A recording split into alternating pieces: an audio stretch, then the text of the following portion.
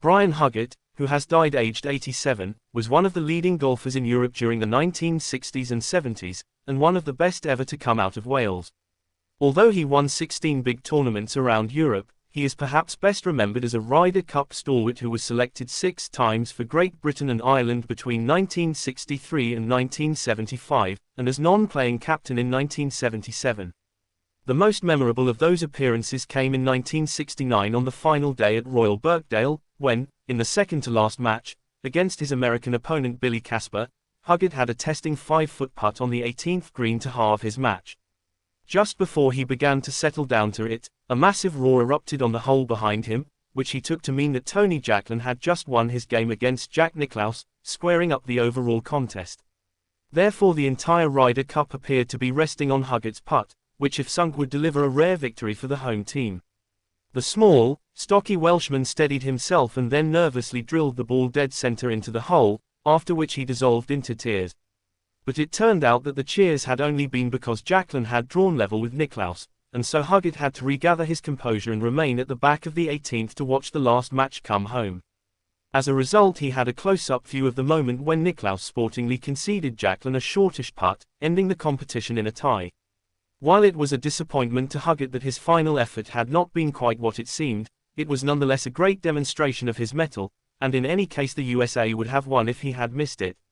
Under circumstances of huge pressure, said the Scotsman newspaper, it was one of the gutsiest putts ever made in the long history of the Ryder Cup.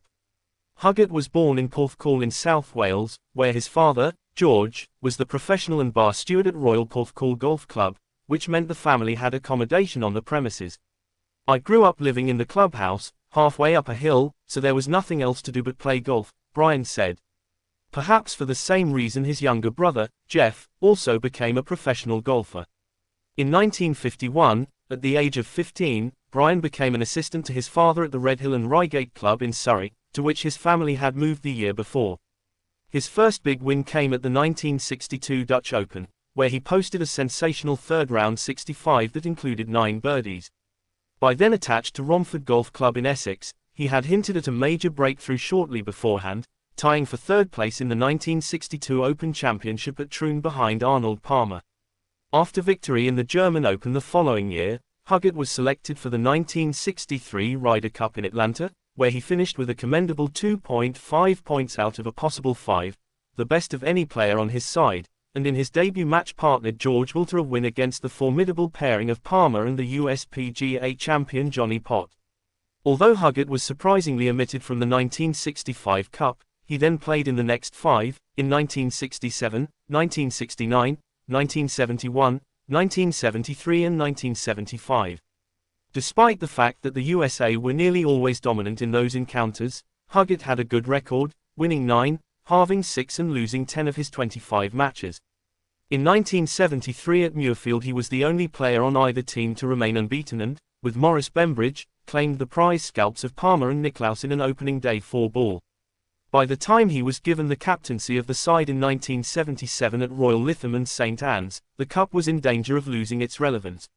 His team sank to another one-sided defeat, and a few months later Huggett was part of a delegation that went to the US for crisis talks. While the Americans favored moving to a USA v rest of the world format, Huggett successfully argued that GB and Ireland should be expanded into a European team. The addition of continental players transformed the competition, to the point where it quickly became one of sport's most popular spectacles. Huggett rarely ventured to America outside of his visits for the Ryder Cup, making a single appearance in the Masters in 1969 and none at all in the US Open and USPGA. The nearest he got to winning a major was in the Open at Royal Birkdale in 1965, when he was joint runner-up with Christy O'Connor Sr., 2 shots behind Peter Thomson. His most successful year was 1968, in which he came top of the pre-European Tour Order of Merit and won the News of the World Match Play event, the Martini International and the Summery Tournament. Other notable victories included the Dunlop Masters in 1970 and the Portuguese Open in 1974. Huggett also represented Wales 9 times in the World Cup of Golf between 1963 and 1979, and aside from Di Rees and Ian Woosnam, 2 similarly short, pugnacious characters, no one has ever had a stronger claim to be the best ever Welsh golfer.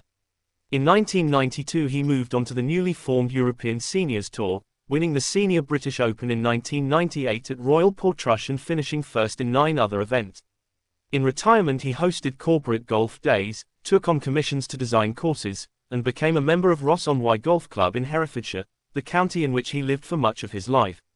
In the early 2000s, Huggett's association with the Ryder Cup was renewed when he became a member of the winning bid committee that took the competition to Wales for the first time, at the Celtic Manor Resort near Newport. Once the venue had been chosen for 2010, he was appointed as an ambassador for the event and an advisor on its preparations.